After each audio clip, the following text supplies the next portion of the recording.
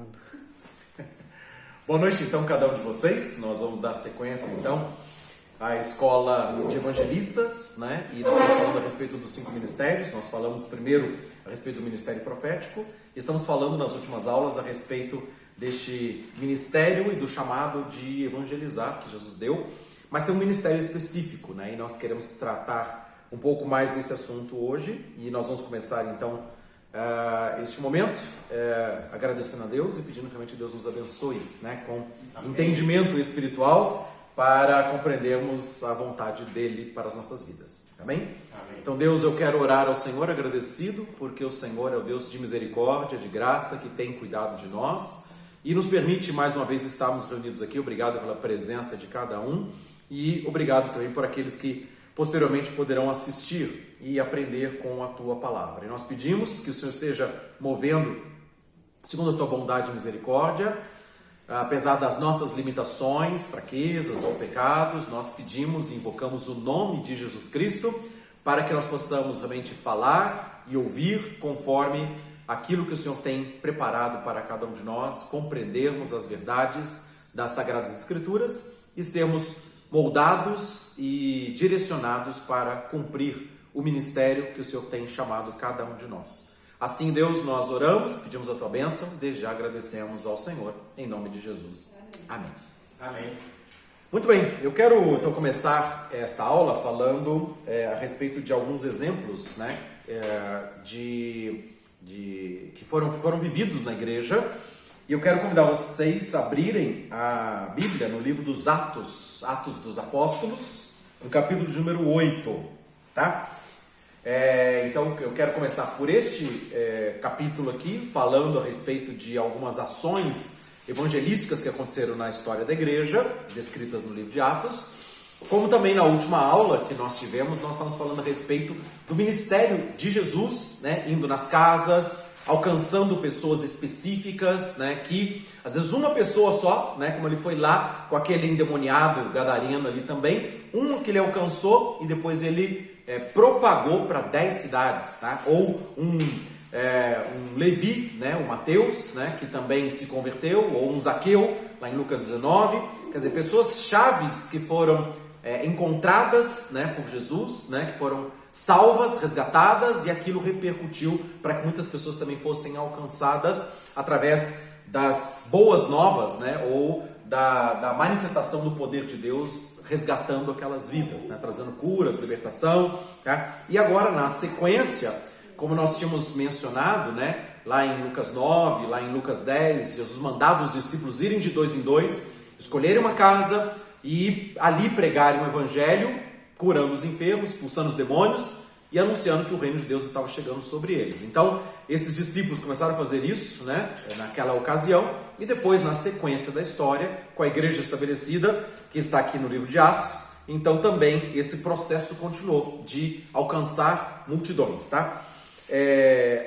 Aliás, assim, eu vou, antes de chegar nesse texto de Atos, né, capítulo 8, eu vou pedir para vocês voltarem comigo, né, em Atos capítulo 3. Vamos pegar esse texto primeiro, que eu estava falando a respeito dessas curas, dos sinais, e daí é interessante a gente comentar a respeito disso aqui, tá? Também. Atos capítulo 3, então vamos primeiro esse texto, depois vamos passar para o Atos 8, tá? Para ver essa sequência de fatos da história da igreja ali com os discípulos de Jesus Cristo, tá? Então, Atos capítulo 3, verso 1 diz o seguinte: Pedro e João subiam juntos ao templo, a hora da oração, a hora nona, tá? E considerando que os judeus começam a contagem do dia às 6 horas da manhã, tá? Então a hora nona era 3 horas da tarde. Então eles foram até o templo lá em Jerusalém para fazer a oração. Estavam os dois juntos ali, e diz no versículo 2 que tinha um homem que desde o nascimento era coxo, então um homem paralítico, que era colocado ali na porta do templo, uma porta chamada Formosa, para pedir esmolas aos que entravam. E a sequência do texto diz que Pedro e João, quando ele viu que Pedro e João estavam entrando no templo, ele pediu para que eles dessem alguma esmola. E Pedro, com João, fitando os olhos nele, disse: olha para nós. E ele orou para eles, esperando receber deles alguma coisa. E Pedro disse: eu não tenho nem prata nem ouro, mas o que eu tenho, isso eu te dou. Em nome de Jesus Cristo, o Nazareno, levanta-te e anda. E tomando pela mão direita, o levantou, e logo os seus pés e os seus artelhos se firmaram, e saltando ele, pôs-se em pé, e andou, e entrou com eles no templo, andando e saltando, louvando a Deus. Tá? Então imagina esta operação de cura, um milagre que aconteceu, um homem que era paralítico desde o nascimento. E todo mundo conhecia porque ele estava todos os dias colocado ali naquela porta para pedir esmolas. Então ele tinha a sua limitação, sua deficiência física, então não podia ir para o trabalho. Normalmente dependia de pessoas levarem ele até ali, tirarem dali, e ali ele tinha o seu sustento através da generosidade das pessoas que estavam entrando no templo. Tá? Aliás, ele foi propositadamente colocado ali, porque teoricamente quem está ali era para orar, para buscar Deus, né? E talvez teria o coração sensível com a generosidade de estar ajudando, né? Para aquele homem ter a sua provisão, tá? E aí o Pedro falou para ele isso, Pedro e João falaram assim, olha, não tenho prata nem ouro para te dar, mas eu tenho uma coisa para te dar, tá? E o que ele tinha era a fé no nome de Jesus Cristo. Ele tinha um mover do Espírito Santo sobre a vida dele, né? E falou assim, em nome de Jesus Cristo Nazareno, levanta e anda, tá? Mas ele não somente deu uma ordem, tá? Essa que é uma coisa muito interessante também. Ele não deu somente a ordem. Ele foi lá e pegou aquele homem pela mão e colocou aquele homem em pé, tá? Então, está descrevendo isso, né, no versículo 7, né? Tomando-o pela mão direita, o levantou, e logo os seus pés e artelhos se firmaram. Então, imagina, Pedro, quando ele fez esse ato, né, ele tinha fé. E ele não aceitava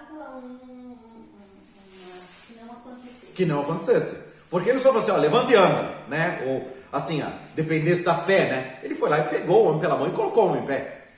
E o milagre não tinha acontecido ainda, tá? Então depois, na sequência do versículo, ele fala, ele levantou, colocou o homem em pé, e aí os pés dele se firmaram, tá? Se corrigiram ali, né? Tá? E logo os seus pés e artelhos se firmaram, é o que diz aqui no texto, tá? Então, quer dizer, Pedro, ele deu o que ele tinha, que era a autoridade do nome de Jesus Cristo, era o poder do nome de Jesus Cristo, era a fé que ele tinha, mas ele fez uma fé seguida com uma atitude muito prática, tá? Então ele falou assim, ó, se você crê, você vai ver a glória de Deus. Ele não falou dessa forma, né, como Jesus tinha dito para Marta e para Maria lá quando foi ressuscitar Lázaro. Ele simplesmente tomou um posicionamento, aliás, Jesus também fez isso, né, falou assim, ó, tira a pedra. E aí ele falou, tá, mas como tira a pedra? Já cheira mal, lá em João capítulo 11, né, quando fala da ressurreição de Lázaro. Jesus mandou tirar porque ele tinha firme convicção, né, que Lázaro ia ressuscitar dos mortos. E ele deu a ordem para Lázaro, Lázaro veio para fora. Pedro aqui também, ele tinha firme convicção de que o milagre ia acontecer. Tá? Mesmo que o homem não tivesse a fé, ele seria curado porque ele usou da fé Da fé dele. Tá? Então essa atitude, né, prática, né, de levantar, colocar o homem em pé, porque se ele não tivesse fé, ele falou assim, ó, levanta e anda. Jesus fez isso também. E o homem levantou e andou. O homem teve fé para levantar e andar, né? Nesse caso aqui não. Foi a fé de Pedro que foi exercitada numa atitude de colocar o homem em pé. Com os pés todos virados ainda, né? Então tinha, sei lá, alguma deformidade, né? Alguma coisa assim também. Mas o menino o rapaz aqui não andava, tá? E teria sido uma das situações, levanta-se, não conseguia agora, vai ser o tempo de Deus, isso também. Quando ele dá um salto, ele ficou de pé, ele pula. Então, ele fala, saltando ele, pôs-se em pé, tá? E andou, e entrou com eles no templo, andando e saltando. Então foi uma coisa tão espetacular, né? Que o homem já saiu, não somente andando, mas pulando de alegria também, tá? E no capítulo 4, versículo de número 22, né? Quando conta esse fato, tá? Diz que este homem tinha mais de 40 anos, tá?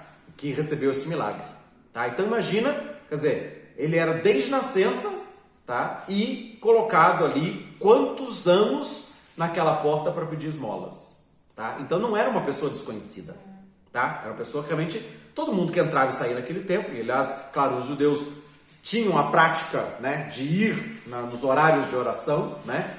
Então eles faziam as suas orações, os seus sacrifícios ali, às 9 horas da manhã e às 3 horas da tarde, tá? E ali nesse horário das 3 estavam ali aquelas multidões entrando, tá? E viram o homem, tá? Isso Viram durante quantos anos, né? Tá?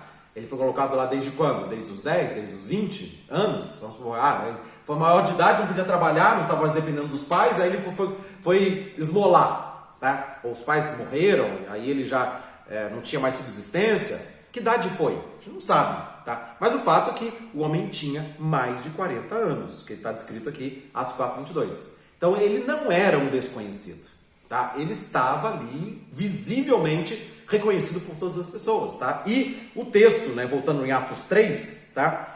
Versículo 9 e versículo 10 diz isso: e todo o povo o viu andar e louvar a Deus, e conheciam-no, pois era ele o que assentava a pedir esmola à porta formosa do templo, e ficaram cheios de pasmo e assombro pelo que lhe acontecera, tá? Então, quer dizer, a multidão viu, era um testemunho, assim, irrefutável, tá? De que, o cara estava simulando, que estava paralítico. Não era isso. Mas fica 40 anos simulando, né? Pois é, então, era muita, né?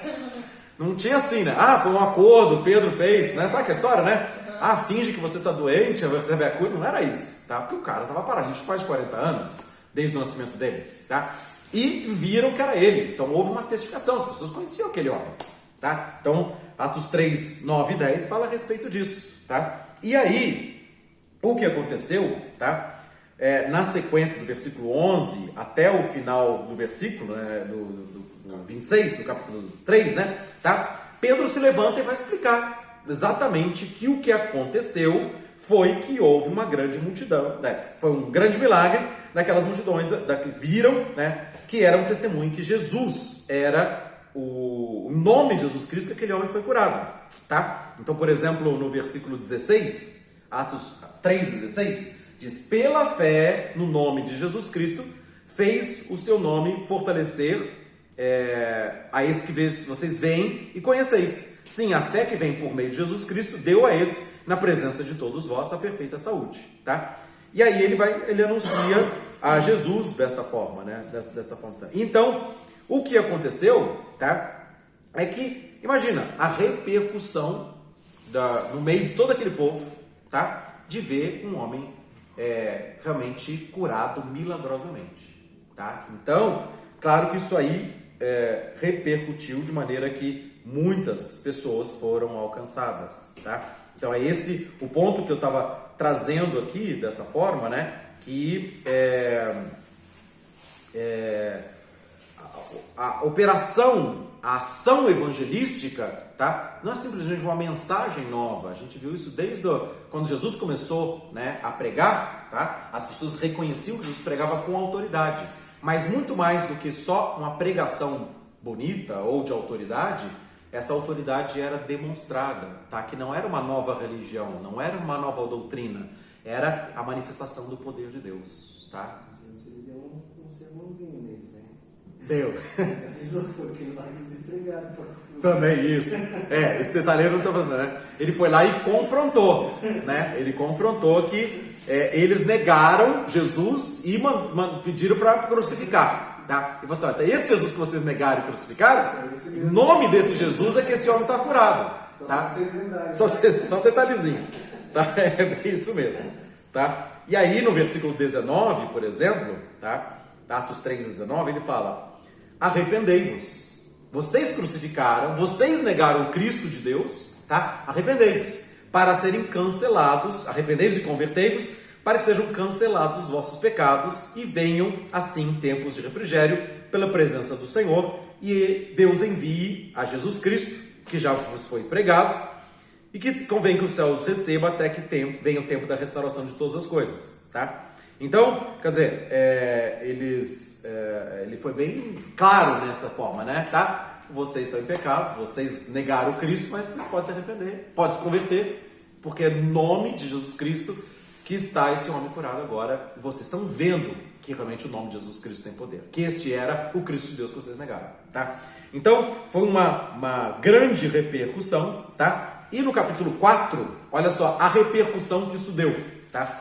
Capítulo 4, versículo 4, olha o que diz ali: muitos, porém, dos que ouviram a palavra, que Pedro estava pregando no capítulo 3, explicando o fato, tá? Muitos deles creram e chegou o número desses homens a quase 5 mil, tá? Então, é isso que eu estou falando, né? Imagina uma multidão, quase 5 mil homens, claro, se eu falar homens, estamos falando sobre famílias inteiras, né? Tá? Porque cada um que viu aquilo lá, né? Ele chegou em casa e falou, você não acredita que eu vi, né? Tá? Chegou em casa e falou assim, mulher, você não acredita que eu vi, tá? O homem estava parado de 40 anos lá na porta, o homem está só pulando, tá? Né? Então, o cara foi milagrosamente curado por causa do nome de Jesus Cristo que o Pedro contou lá, tá? Então, quer dizer, quem viu isso? Quem viu um paralítico saindo, pulando e cantando de alegria no templo? Ninguém nunca tinha visto isso, tá? Então foi uma operação realmente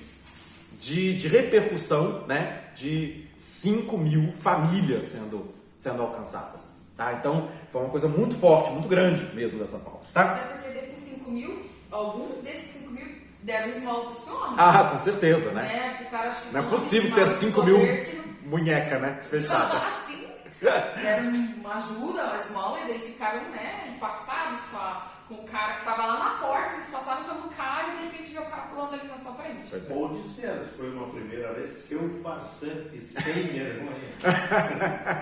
E alguns que vão, né, sempre falar, mas. Não tem como, o cara 40 anos ficava pedindo esmola e mandar. Eles viram até essa pessoa envelhecer, né? Sim, pois é. Tá? Então ele não era.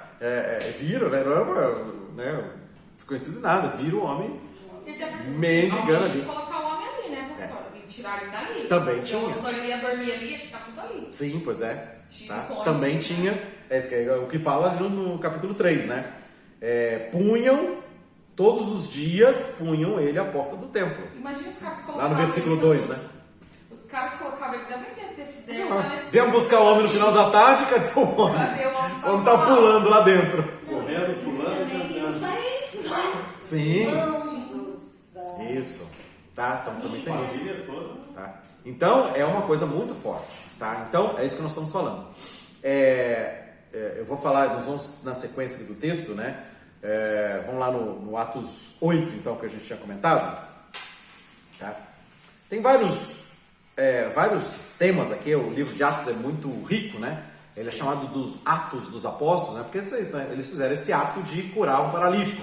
Mas várias outras atitudes, várias ações, repercutindo, demonstrando o poder de Deus, que aquilo não era simplesmente uma religião, tá? Mas era a vida com Deus. E aí, Atos capítulo 8, por causa de todas essas maravilhas que eram feitas, tá? Houve uma perseguição, porque os líderes religiosos não gostaram, né? Que a posição deles estava sendo questionada, né? Porque eles viviam uma religião vazia. Saulo, né? É isso, tá? E é quando parece que acontece isso. Então, e no caso, tá?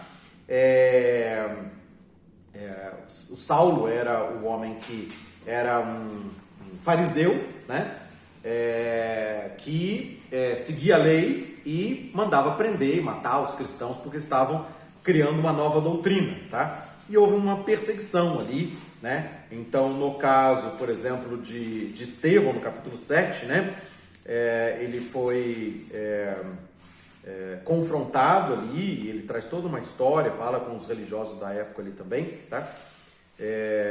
E até que ele foi apedrejado, e aí no capítulo 8 fala que Saulo consentia na sua morte. E depois dessa morte do Estevão, tá? Focando aqui nessa questão do evangelismo, disse no capítulo 8, verso 1, que fez-se uma grande perseguição contra a igreja que estava em Jerusalém. Tá? E todos foram dispersos pelas terras da Judéia e Samaria, exceto os apóstolos. Tá? Então, quer dizer, imagina se tinham 3 mil no Pentecostes, quase 3 mil que foram alcançados, mais 5 mil que vieram ali nessa cura do paralítico. Tá? Tinha 8 mil pessoas, pelo menos, tá? Com as suas famílias. Tá? Na verdade, isso não tem na Bíblia, esse número, tá? Mas a história, né, da igreja, tá? Conta que nesta época de Atos 8, tá? Tinham 60 mil pessoas que já tinham sido alcançadas, né, com a salvação em Jesus. E quantas pessoas tem nessa cidade, gente? Era uma cidade que tinha em torno de 120 mil pessoas naquela época, tá? Em alguns dias, de Atos 2 até Atos 7, tá? A Metade da cidade já sendo alcançada. Porque começaram, a ouvir essas notícias, tá? Ver esse poder de Deus, tá? Então as pessoas começaram a se converter, a se entregar, tá? Então só nesse, quer dizer, nós temos, em Atos 4 tinha quase 5 mil. Atos 2, quase 3 mil pessoas. Quase 2 mil pessoas, né? Quase 2 mil pessoas, depois quase 5 mil, já dá 7 mil. Mas, vamos falar, cada uma esposa já deu 14. Mas se tem 2, 3 filhos, já, né? Tá? Então assim, mas a história, não tem esse número, mas a história registra que quando houve essa dispersão, tá? Tinham 60 mil pessoas cristãs na cidade de Jerusalém.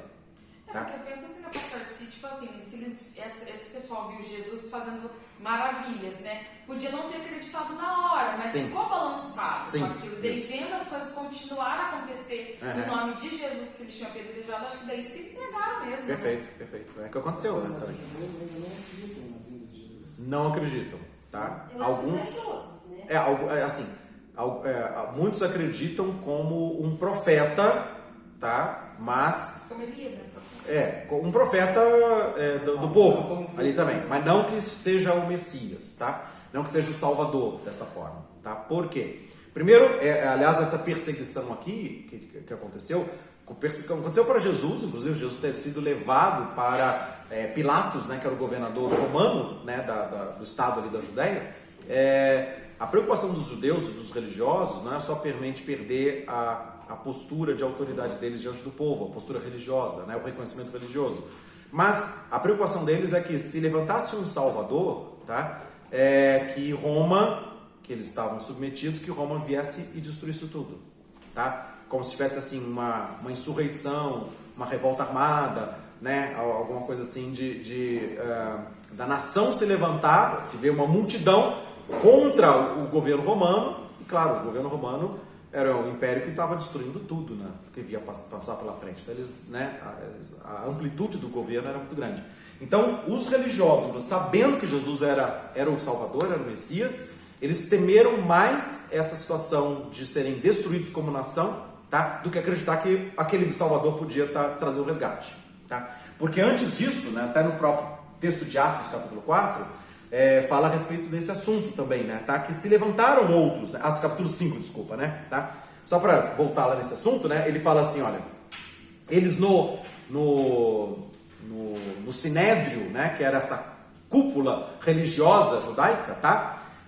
De autoridade ali, ele fala assim, levantando-se Gamaliel, isso falando contra os discípulos, né, tá? Ele fala assim, levantando-se Gamaliel, doutor da lei, venerado por todo o povo, mandou por um pouco se levantasse para fora os apóstolos, que eles tinham prendido, tá?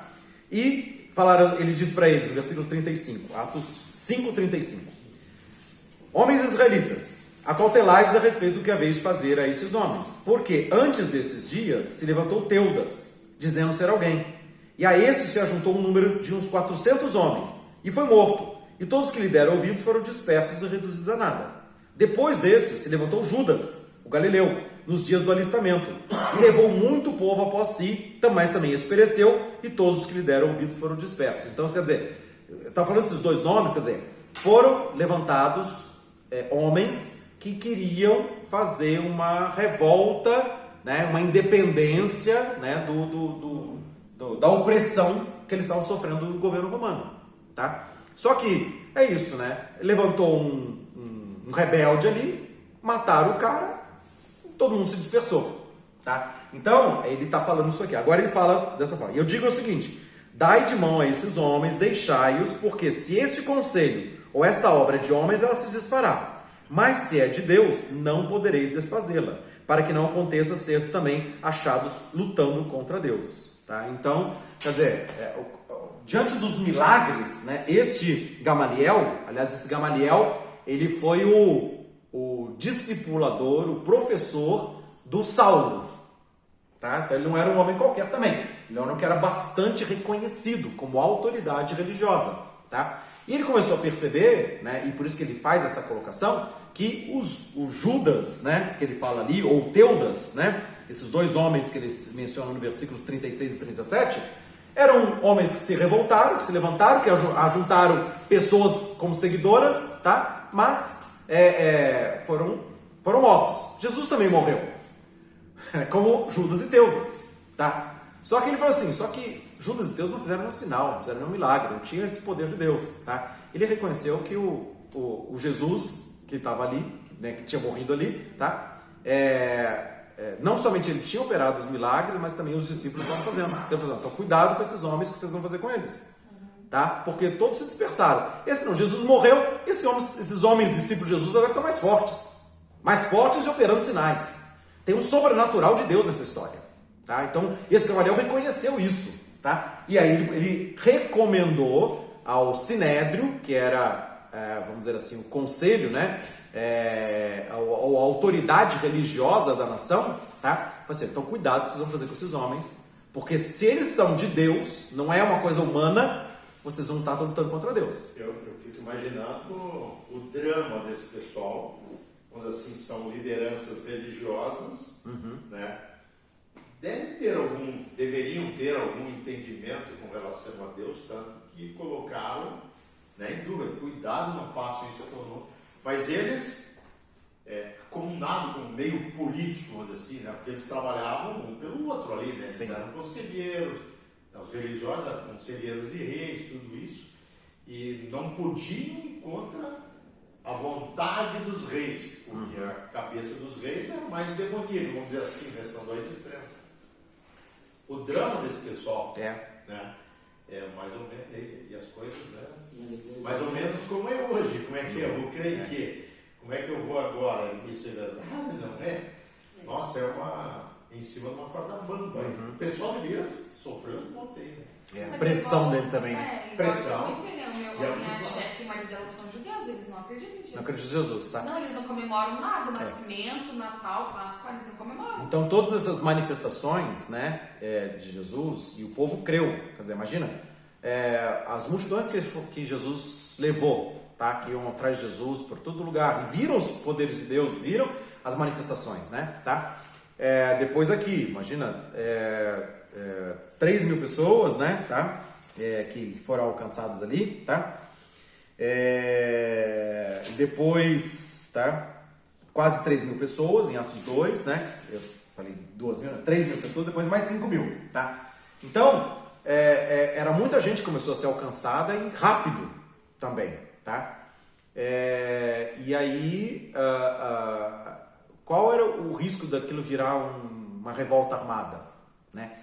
Como o Judas e o Teudas talvez tiveram tentado fazer uma revolta armada contra o governo, tá? Então, eles tinham medo por isso também, né? Tá? Então, o que começaram? Para que as pessoas não acreditem, eles começaram a fazer uma divulgação para as pessoas, o povão todo, falou assim, não, esse Jesus não era um qualquer, não era era mais um revolucionário, era mais um revolucionário, né? Para tentar colocar panos quentes, né?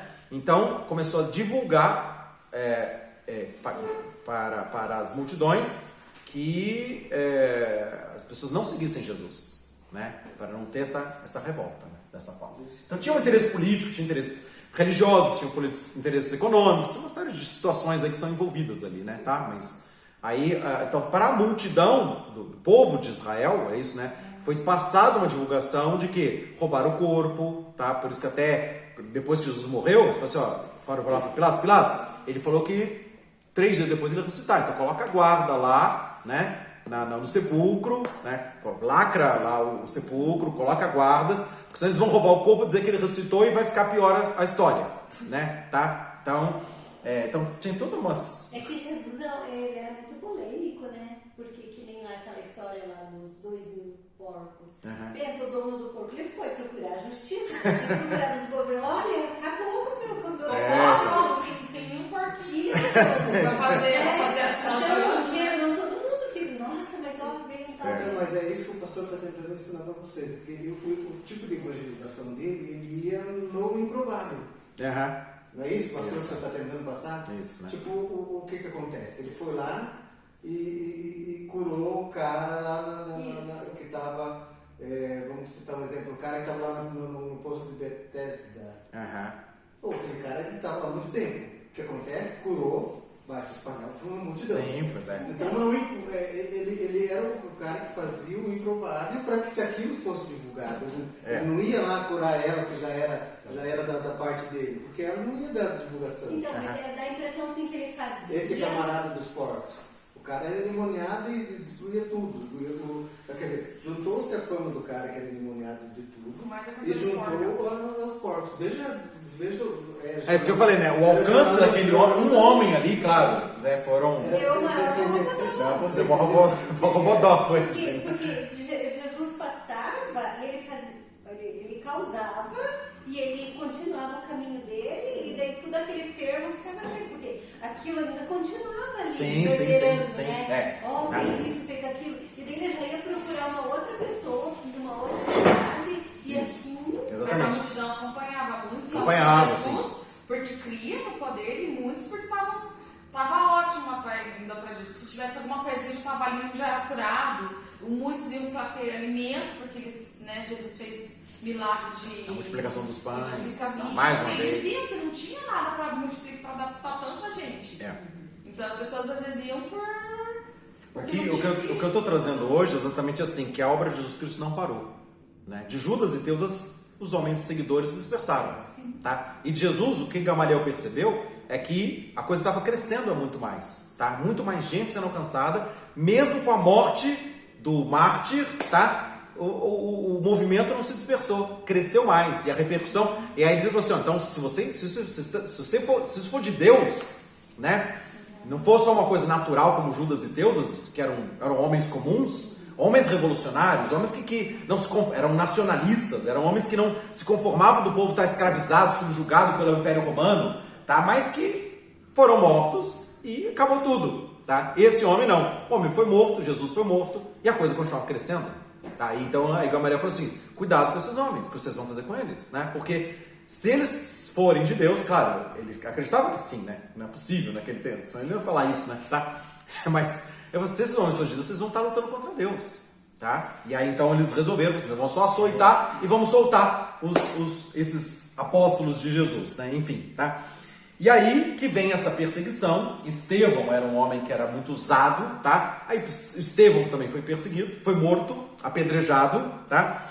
E o Saulo, que era o discípulo do Gamaliel, quer dizer... Aí tem mais um improvável, né? Mais um improvável também, né? Tá, o discípulo do Gamaliel, o Gamaliel talvez deu uma virada na cabecinha dele lá, de perceber que realmente Jesus poderia ser o Salvador, o Cristo, prometido nas profecias. Mas o Saulo estava firme e forte, falou assim: não, eu vou acabar com esses seguidores de Jesus, por causa que eles estão criando um tumulto, e isso pode gerar uma confusão para a nação, e uma nação inteira ser destruída. Então, a perseguição aos cristãos, claro, tinha interesses religiosos das pessoas que estavam incomodadas, porque Jesus confrontou os religiosos.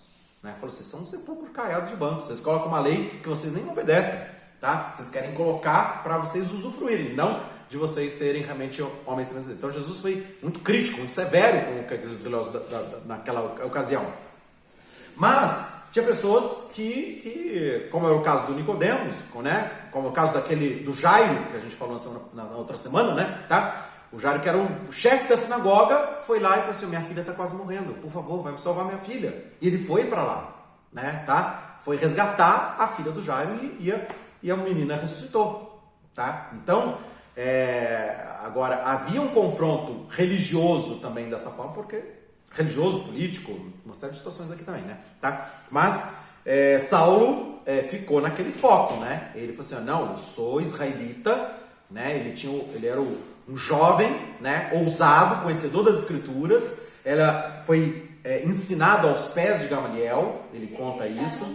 Ele acreditava em Deus. Ele achava que Jesus estava sendo blasfemando. Não era blasfemando, não. Na verdade, blasfemando sim, de uma certa forma, sim, por causa que quando Jesus, vamos dizer assim, se colocou como Deus, tá? Ele matava como profeta, seguia Jesus. Então era como se Jesus estivesse blasfemando. Foi claro, ele não viu Jesus pessoalmente, né? Tá? Ele veio uma geração depois, né? Quando Saulo veio, Jesus já tinha sido crucificado morto. Ele não teve contato pessoal com Jesus vivo, né? Não, mas tá? quem acreditava em Jesus era inimigo inimigo de Saulo. Saulo não gostava de quem Era inimigo por causa que eles estavam criando uma seita, eles chamavam como se fosse uma seita do judaísmo, e que estava arrastando multidões e que poderia depois isso repercutir numa insurreição, numa revolta armada contra o Império Romano. E aí o Império Romano vinha e aniquilava todo mundo, como eles faziam isso, conquistava e destruía tudo. É que ele foi amando ali, né, do Império, no caso.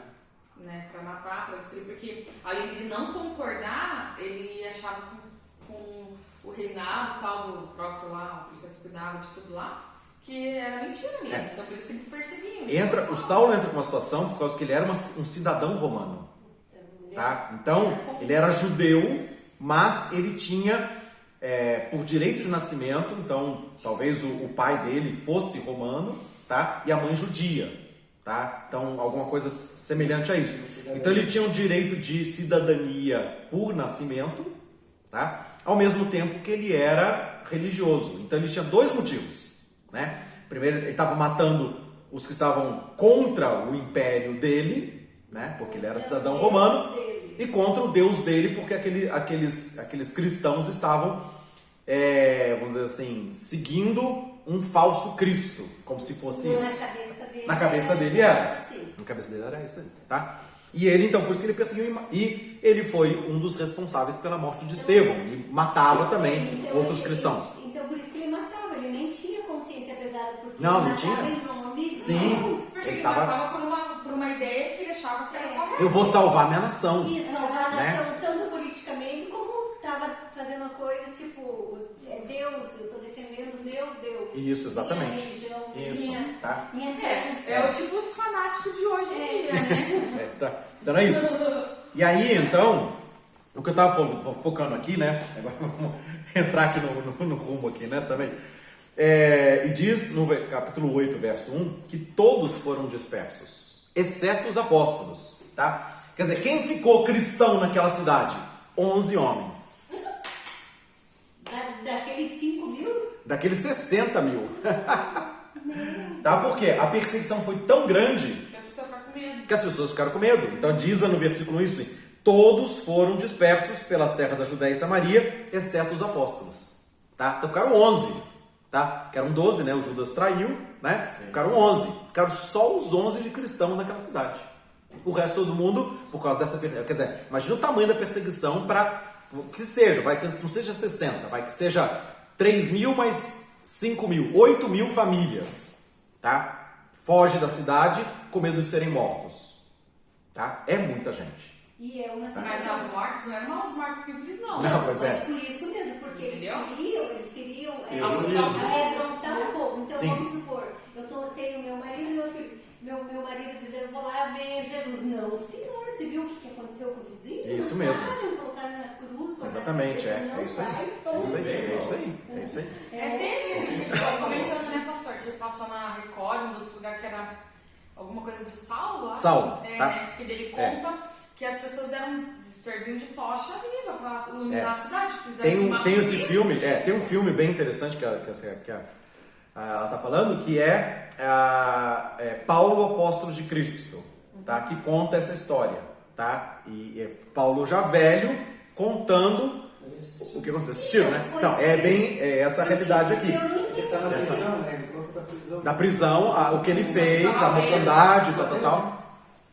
Com Lucas. Com Lucas. Escreveu o livro de Atos. Sabia? Porque ele dizia assim, quando ele cortava a cabeça, ele dizia em nome de Deus. Eu falava, mas como em nome de Deus? Deus é pai de Jesus. Então, depois... Tá isso. Então as pessoas foram ensinadas a não acreditar em Jesus, tá? Porque é isso. Se cada vez mais gente acreditasse, eles não sabiam para onde ia parar esse negócio, tá? E de repente uma nação inteira podia ser destruída, tá? Então, quer dizer, o instinto deles de preservação do próprio povo, tá? Então fez com que eles, claro, tinha manipulação, né? Mas fez eles aceitarem as pessoas. Até mesmo esse medo que você falou agora, né? De repente você assim, prenderam Pedro, prenderam Paulo, Paulo não, né? Primeiro Pedro, prenderam o João, mataram o Tiago, né? Aí falou assim, olha, é melhor a gente não se misturar com essa gente, né? Porque senão a gente vai ser perseguido, vai ser morto também, tá? Então aí Quer dizer, quem quiser salvar a sua vida, né? Mas foi isso que os religiosos fizeram, acharam que matando, colocando Jesus numa cruz, morrendo, ia acontecer a mesma coisa Isso, que os outros dispersaram. Não ia ter mais nada, ia ficar quieto naquilo. E acontece que não foi isso, né? Tá? Então, ao contrário, cresceu o movimento, cresceu o poder de Deus manifesto através desses homens. Então, voltando ali, então olha só, diz no versículo 3, Atos 8, 3. E Saulo assolava a igreja, entrando pelas casas e arrastando homens e mulheres, e os encerrava na prisão. Tá? Então imagina esse cara, né, esse homem pegando as pessoas, arrastando pela rua, tá? Ele não estava sozinho, né? Não está sozinho, né? Tá? Ele tá.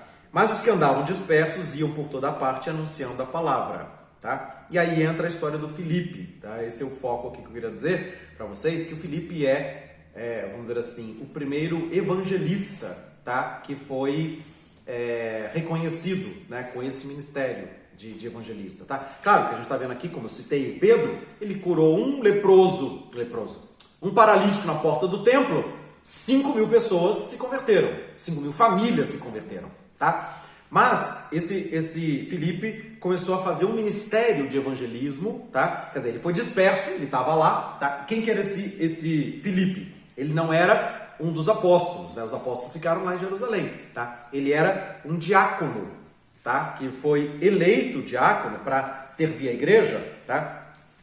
Lá em Atos capítulo 6, tá? Atos 6, versículo 5, fala do Estevão, que foi morto no capítulo 7, tá? Fala do Filipe, é o segundo, que é esse agora que nós vamos ler agora. Aí tem os outros, Prócoro, Nicanor, Timão, Pármenas, Nicolau, Prosélio de Antioquia, tá? Esses foram homens que foram eleitos para servir as mesas, para distribuir as cestas básicas, né? E atender às necessidades das pessoas que estavam se convertendo ali da igreja e que estavam passando por necessidades. Então esse Filipe, que era o diácono, não era o apóstolo, tá? Seguidor de Jesus, tá? Ele também foi disperso e diz, no versículo Atos 8, 5, descendo Filipe à cidade de Samaria, lhes pregava a Cristo. E as multidões unanimemente prestavam atenção ao que Filipe dizia, porque ouviam e viam os sinais que ele fazia. Pois os espíritos imundos saíam de muitos, clamando em alta voz, e muitos paralíticos e coxos eram curados, e houve grande alegria naquela cidade de Samaria. Tá? Então, quer dizer, é isso que nós estamos falando aqui. A mesma forma que Jesus Cristo impactou com a palavra de pregação que as pessoas... Nossa, que palavra é essa? Que ele ensina como quem tem autoridade. Aqui também, Filipe também ensinava as multidões, falava a respeito de Jesus Cristo, mas ele tinha uma ação prática. Aqui ele fala, muitos paralíticos e coxos eram curados. Tá? Então havia uma manifestação de poder de Deus através do Filipe. Então, da mesma forma que aconteceu com Pedro, né, lá em Atos 3, né, também aconteceu com Filipe. Então, ele começou a ser usado para alcançar multidões. E olha, interessante que ele foi para uma cidade de Samaria, que era uma cidade também que havia uma rivalidade. Era um povo que não era aceito pelos judeus. Tá? Então, como Jesus teve a mulher samaritana, que ele curou aquela mulher samaritana que tinha tido 5 maridos, não sei o que lá, que foi beber água no poço, né? Está em João capítulo 4. Tá? Ele foi para uma cidade, para o meio de um povo que, vamos dizer assim, que era um povo rival, que eles tinham inimizade. Tá? E ele foi para aquele lugar e começou a anunciar o Cristo, que eles já tinham visto da mulher samaritana anos antes, né? Quando Jesus esteve lá. Tá? Mas começou a anunciar que realmente Jesus era o Cristo de Deus, era o Salvador, tá? E ele operava em nome de Cristo, tá? Os milagres, as curas, de tal maneira que as multidões ouviam, falaram, poxa, ele não está falando de uma religião nova, ele está falando do poder de Deus, da vida de Deus aqui no meio de nós, tá? E viam essas manifestações de poder, tá? E então houve uma grande alegria na cidade, com muitas pessoas sendo alcançadas ali também, através destes sinais que ele fazia. Então, capítulo 8, verso 6, ele diz, ouviam e viam os sinais que ele fazia, pessoas endemoniadas sendo libertas, tá? Os demônios saindo, clamando em alta voz, paralíticos e coxos curados. Então, uma grande repercussão, tá? E aí, no versículo 9, conta uma história interessante, tá? conta que ali naquela cidade tinha um certo homem chamado Simão, que anteriormente exercera naquela cidade a arte mágica e tinha iludido o povo de Samaria dizendo que ele era um grande personagem, tá? E todos atendiam, desde o maior até o menor, dizendo, esse é o poder de Deus. Quer dizer, um homem que fazia magias, fazia sinais, quer dizer, não era... É como acontece, vamos fazer uma comparação, como acontece nos centros de macumba, nos centros de umbanda, nos centros espíritas, tá? Existem manifestações de poder ali, tá? Existem cirurgias espirituais, tá? E aquela pessoa, quer dizer, uma pessoa que faz um milagre, que faz uma cura, a pessoa fala assim, nossa, o cara está agindo com o poder de Deus, né? E esse homem, então, ele fazia essas artes mágicas e tinha uma influência naquela cidade e as pessoas acreditavam que o poder dele era o poder de Deus, tá? E atendiam-no porque já desde muito tempo os havia iludido com artes mágicas, tá? Mas, 8:12, como crescem em Filipe, que lhes pregava a respeito do reino de Deus e do nome de Jesus Cristo, eles se batizavam, tanto homens quanto mulheres. E o próprio Simão, que era o que fazia as artes mágicas, creu também e foi batizado. E ficou perto de Filipe, contínuo com Filipe, e vendo os sinais e as grandes maravilhas que se faziam, estava atônito. Tá? Então, um homem que também era usado com poder, mas o poder das trevas, não era o poder de Deus, o homem se converteu ao verdadeiro poder, tá? Ao verdadeiro nome de Jesus Cristo. Tá? E estava ali, né? Então, vendo aquelas maravilhas. Tá? Aí depois disso, na sequência do texto ali, Pedro e João vão até a cidade de Samaria, né? Estavam lá em Jerusalém, foram até lá, para orar para que eles recebessem o Espírito Santo, tá? E vendo as pessoas sendo batizadas ali, né? E recebendo o dom do Espírito Santo, esse Simão resolveu, queria comprar, né? Eu também quero esse poder, né? Tá? E aí eles falam, não, seu dinheiro seja, no versículo 20, né? O Pedro fala, teu dinheiro seja contigo para a perdição, pois achaste que com o dom de Deus se alcança por dinheiro. Você não tem parte nem sorte nesse ministério, tá? Porque o seu coração não é reto diante de Deus. Versículo 22, arrepende-te, tá? E Deus pode perdoar os pensamentos do seu coração, tá? E então, ele pede, no versículo 24, ora por mim, tá? Então, quer dizer, ele não tinha nem noção das coisas, né? Viu o poder, viu o milagre verdadeiro, o poder de Deus no poder, ele foi querer comprar, não, tá? Mas ele foi confrontado ao arrependimento, no versículo 22, e no versículo 24 ele pede oração, tá? Então, cremos que esse homem realmente se converteu, tá? Isso que eu estava tentando ver aqui já. Tá? Quando ele pediu oração, né? Ele foi confrontado, você está errado. Você não vai comprar por dinheiro o poder de Deus, tá? Arrepende. E aí ele pede oração, nós cremos que ele estava arrependido, né? Que ele tomou uma posição diferente. Essa série foi descontinuada, não sabemos. Não sabemos, pois é. Tá? E aí, termina esse capítulo, tá? Contando a respeito do Filipe. Então ele estava ali, naquela cidade de Samaria, tá?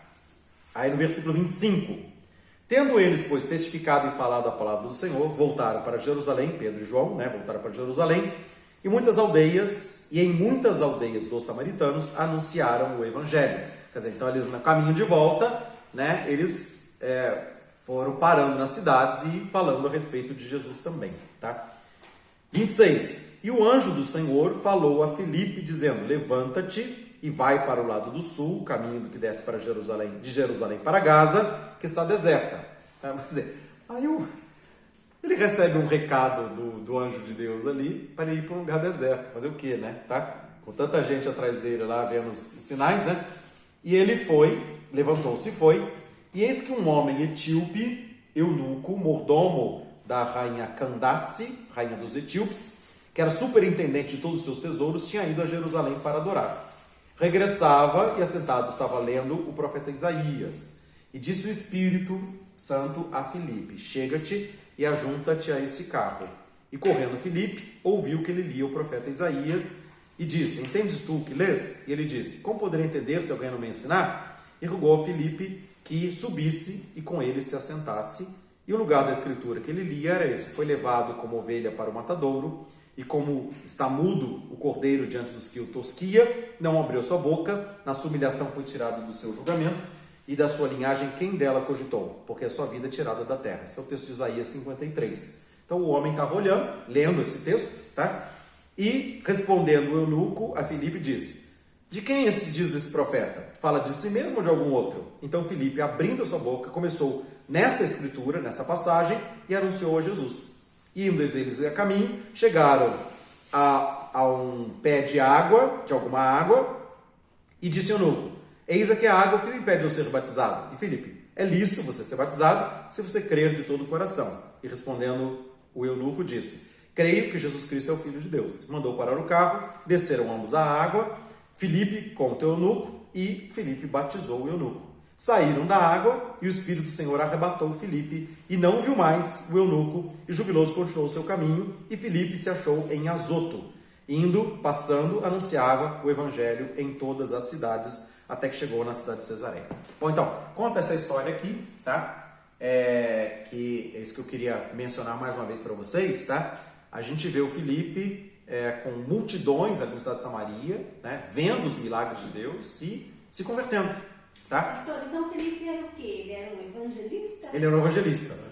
Evangelista. Então, essa função que ele começou aqui, depois na sequência, ele foi lá para esse lugar do deserto, encontrou com esse homem superintendente lá da rainha da Etiópia, tá? Foi por causa de um homem, tá vendo? Então, isso que eu ia falar agora, não é multidões, tá? Um homem, tá? Que faz, que às vezes precisa ser alcançado, tá? E aí aquilo depois ele levou para o país dele, né? Então, uma nação pode ter se convertido por causa de um homem que foi alcançado ali, tá? Então o Espírito Santo conduziu ele para ir falar com aquele homem ali. Ele estava lendo as escrituras, ele já conhecia o texto bíblico, tá? Tinha ido para adorar, ele cria no Deus de Israel, apesar de ser um etíope, tá?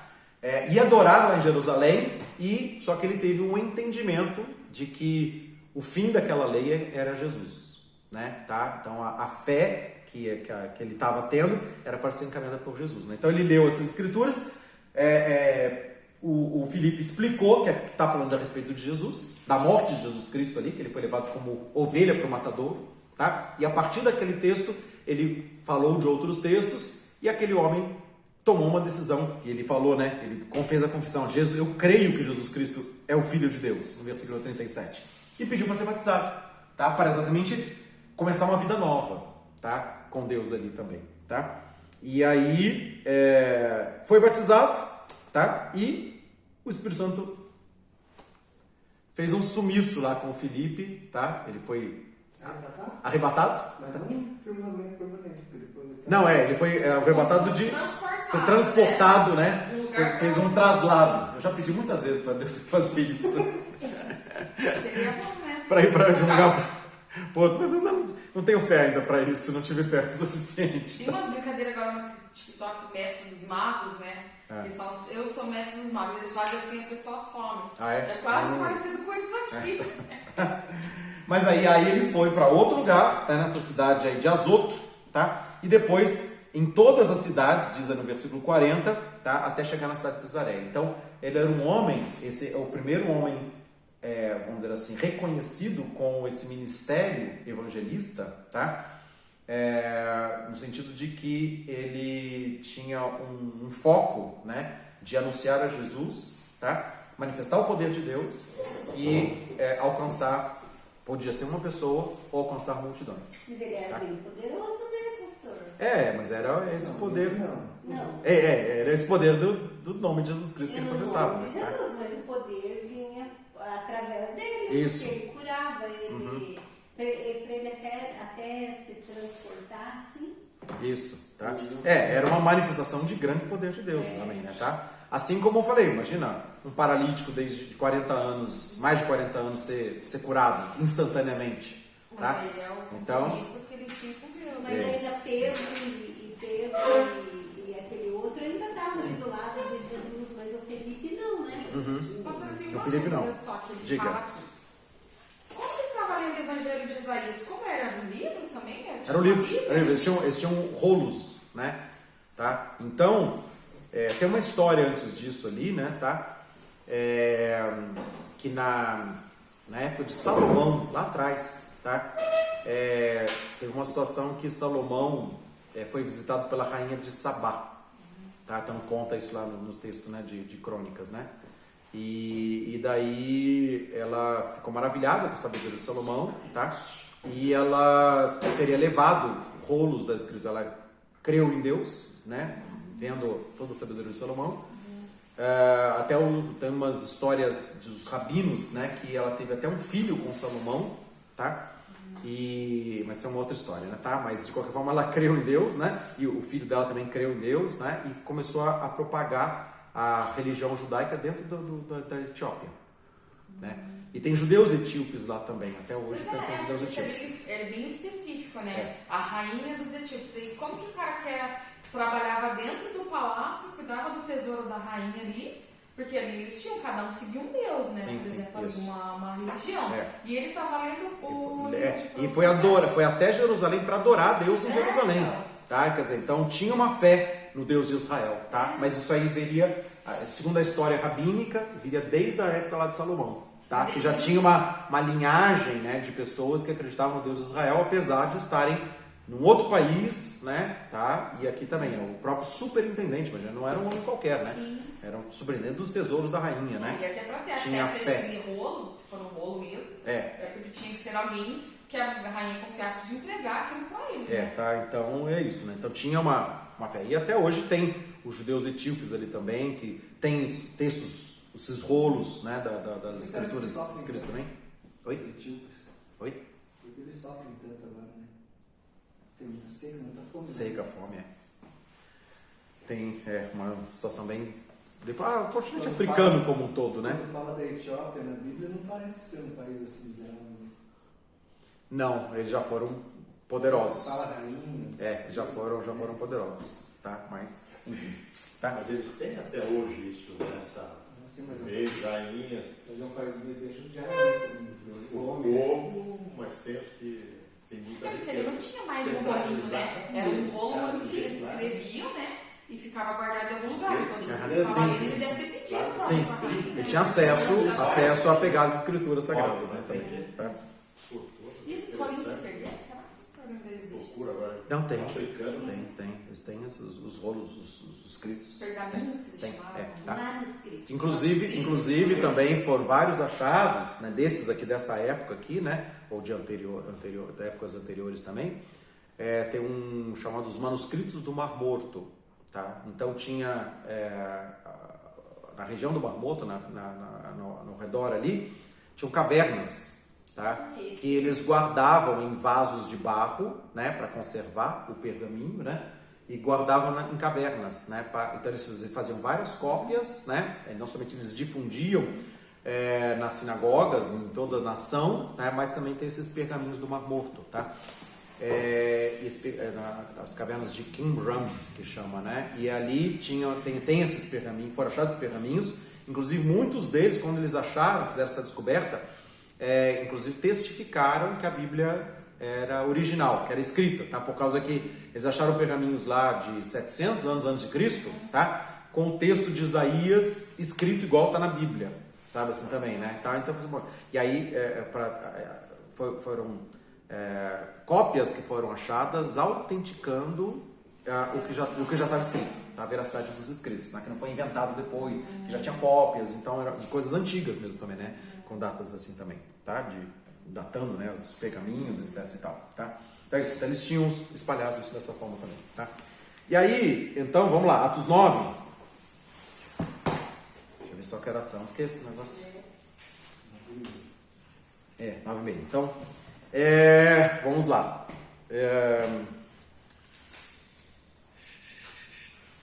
O que eu vou fazer, né? Acho que eu vou encerrar, né?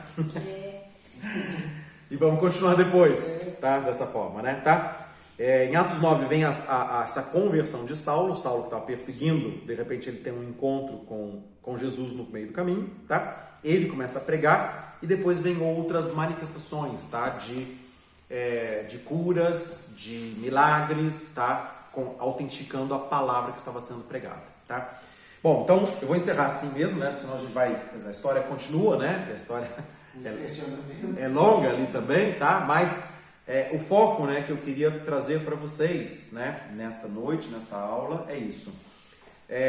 como, claro, o foco aqui era falar sobre o primeiro evangelista, apesar de que Pedro fez o evangelismo, né, alcançou 3.000 no primeiro discurso, tá? Depois com a cura do paralítico, mais 5.000, tá? Então foi um processo contínuo de crescimento, tá? De testificação, a ponto deles falarem, olha, o Gamaliel falou, olha, isso é obra de Deus, tá? Então cuidado para vocês não estarem contra Deus. E o Estevão foi usado ali para confrontar os religiosos da época, e aqui o Filipe, que ele começa, né? Porque o Pedro e João, inclusive que eles foram para a cidade de Samaria, quer dizer, o Filipe pregou, as multidões foram alcançadas, tá? E Pedro e João foram lá para batizá-los com o Espírito Santo, sabe? Então, com uma autoridade apostólica, tá? E eles que deram o ministério pro Filipe, né? Eles que ordenaram Filipe diácono, ele era diácono como servidor da igreja local, tá? De fazer os cuidados naturais ali, né, da igreja local, como as ofertas, a separação de ofertas para as viúvas, para os órfãos, para as pessoas ali também. E também ele tinha o ministério espiritual de pregar o evangelho e estava sendo usado por como esse etíope, ou então por milhares, né, que estavam sendo alcançados nas cidades todas ali, tá? De Samaria, depois Azoto e todas as cidades, até que chegou na cidade de Cesareia, tá? E acaba o capítulo 5, o capítulo 8:40 dessa forma. Ele foi várias cidades alcançadas. Então, era uma pessoa que tinha uma ação específica de anunciar a Cristo com manifestações de poder, tá? Então, dentro dos dons do Espírito Santo, né, dons de curar, milagres, tá? Fé, tá? Essas manifestações de poder, elas autentificam um ministério evangelista, tá? Não que uma pessoa não possa simplesmente pregar o evangelho, tá? Mas tem pessoas que são usadas pelo Espírito Santo com essas manifestações de poder e aquilo testifica a palavra, tá? Então, você não é só um pregador, tá? É uma pessoa que traz a vida de Deus, que traz a pessoa de Jesus Cristo, que traz o poder do Espírito Santo, e então há repercussão. Então diz ali, as cidades, né, se alegravam, tá? Elas criam e tinham unanimidade em acreditar realmente em Cristo por causa das testificações, tá? E assim também existem pessoas dentre nós que têm chamado, tá? Todos nós devemos pregar o evangelho, aquela primeira aula que eu falei, né? E se precisar usar palavras, tá? Então tem essa situação. Todos nós somos chamados para pregar o evangelho, mas temos pessoas que são separadas para uma ação, né? Uma intervenção sobrenatural também, tá? Que não é só falar que acredita em Jesus, né? Mas não, que vai ter essa fé, vai pegar o paralítico, vai levantar o paralítico, tá? Vai expulsar os demônios, mas com uma sabedoria que Deus dá para centralizar a mensagem, não neles, né? Tá? Porque como o Simão queria, né? Tá? Eu quero comprar esse poder, eu quero oferecer o dinheiro para ter aquele poder. Não é isso, é um chamado de Deus, não é por profissão, ou por barganha, ou por algum benefício próprio, tá? Simplesmente vidas serão alcançadas, tá? Como também Paulo depois, no capítulo 9, ele começa a pregar o evangelho de Cristo também. O perseguidor vira o anunciador daquela salvação, tá? Mas nós vamos seguir então na próxima semana, na próxima aula, falando alguns exemplos do livro de Atos também, desse alcance, desse evangelismo, para a gente ter bastante clareza a respeito desse chamado. E creiam, tá? Qualquer um de nós pode ser vocacionado por Deus, receber um ministério de evangelista e pode começar a operar com sinais e maravilhas, tá? Com a autoridade do céu, para não pregar uma nova religião, mas pregar a vida de Deus, para que vidas sejam alcançadas. O foco é multidões sejam alcançadas, tá? Às vezes por um endemoniado, um paralítico, tá? Então, um oficial, né, também de um outro país, qualquer coisa que seja, tá? Ou um Saulo, também que era o perseguidor, Deus usa, né? E a ação nossa de se colocar à disposição nas mãos de Deus permite exatamente que muitas vidas possam ser alcançadas, né? Então, um paralítico alcançou 5.000 famílias, tá? Então, glória a Deus por isso, tá? E Deus quer nos usar também, tá? Para que possamos ser abençoadores de muitos. Amém? Amém. Vamos orar. Deus, eu quero agradecer mais este momento, mais esta aula, mais essa oportunidade que nós temos de ler essas sagradas escrituras e que realmente o Espírito Santo esteja nos despertando para que também busquemos, ó Deus, esta unção do Teu Espírito Santo, conforme o Senhor quiser distribuir os dons espirituais, mas que cada um possa ser revestido do poder do alto e estar anunciando, através das nossas vidas, das nossas palavras, das nossas ações, o poder da salvação, em nome de Jesus Cristo. Obrigado, Deus, pela oportunidade, obrigado por este momento, obrigado pela vida de cada um que está assistindo essa aula, mas o Senhor esteja fazendo-nos crescer na graça e no conhecimento e também na unção do Espírito do Senhor. Por isso, eis-nos aqui, seja feita a Tua vontade nas nossas vidas e conforme o chamado que o Senhor tiver para qualquer um de nós, queremos dizer sim ao Seu chamado e fazer a Tua vontade, para a glória do Teu nome.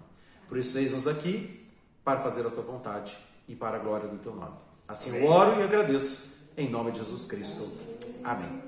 Amém. Amém. Muito obrigado pela presença de vocês, pela participação. Amém. Deus abençoe a cada um de vocês, em nome de Jesus. Amém. Pastor.